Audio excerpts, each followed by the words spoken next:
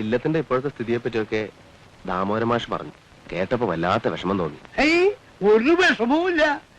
ഇക്കാണുന്ന ഇല്ലവും പറമ്പും ഒക്കെ പണയത്തിലാണെന്നാവും മാഷ് പറഞ്ഞത്. ഇല്ല, അത് പറഞ്ഞില്ല. ഇതൊക്കെ പണയത്തിലാ.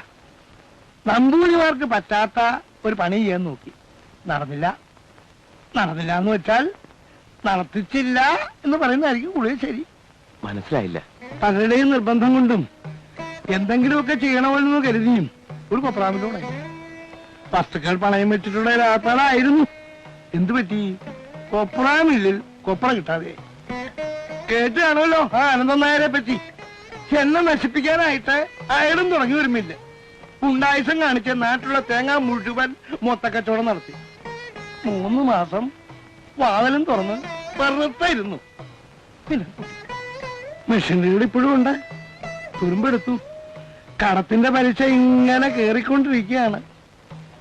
പക്ഷേ പര്യവസാനം എന്താണെന്ന് എനിക്കറിയാം. ജപ്തി. അത് കൂടൊന്നും വരാനല്ലോ. ഈ അനന്തൻ നായരെ നിലക്ക് നിർത്താൻ ആരുമില്ല ഇവിടെ. താഴ്ത്തി പറയാമെന്ന് വിചാരിക്കരുത്. നിങ്ങളെ വകുപ്പിൽപ്പെട്ട ആൾക്കാരുണ്ടല്ലോ, പോലീസുകാര്, എല്ലാരും അനന്തൻ നായരുടെ സ്വൽപ്പടിക്ക് നിൽക്കുകയായിരുന്നു ഇതുവരെ. തൊട്ടടുത്ത് ഞങ്ങൾക്കൊരു ചെറിയ വീടുണ്ട്. അതിൽ വാടകയ്ക്ക് താമസിക്കുന്ന ഡോക്ടറെ അത് ഭീഷണി പിടിച്ച് ഇറക്കി വിട്ടു. ആ വാടക കൊണ്ട് ഞാനും കുട്ടികളും കഞ്ഞി കുടിച്ച് കഴിയരുത് എന്നായിരുന്നു ഉദ്ദേശം. ഇവിടം ജപ്തി ചെയ്താൽ ആ വീടുണ്ടാവുമല്ലോ എന്ന് കരുതിയാണ് അത് വിൽക്കാത്തത്. ആഹാ, പാലും പഞ്ചാരൊക്കെ ഉണ്ടായിരുന്നോ?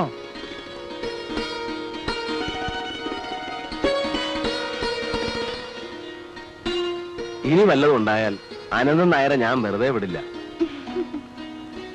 ഞാൻ തമാശ പറഞ്ഞതല്ല. എന്ത് പ്രശ്നം ഉണ്ടെങ്കിലും എന്നോട് പറഞ്ഞാൽ മതി. ഞാൻ പിന്നെ വരാം. അല്പം വെള്ളം കിട്ടിയ ഗ്ലാസ് ഞാൻ തന്നെ കഴുകി വെച്ചേക്കാം. അതുകൊണ്ട് കാര്യമില്ല. താഴ്ന്ന ജാതിക്കാര് തൊടുന്ന സാധനങ്ങള് സാധാരണ എറിഞ്ഞു കൊടുക്കുക അവിടെ പതിവ്. അല്ല, അപ്പുറത്തൊരു വീടുണ്ടെന്ന് പറഞ്ഞില്ലേ? അത് താഴ്ന്ന ജാതിക്കാർക്ക് വാടകയ്ക്ക് കൊടുക്കൂ.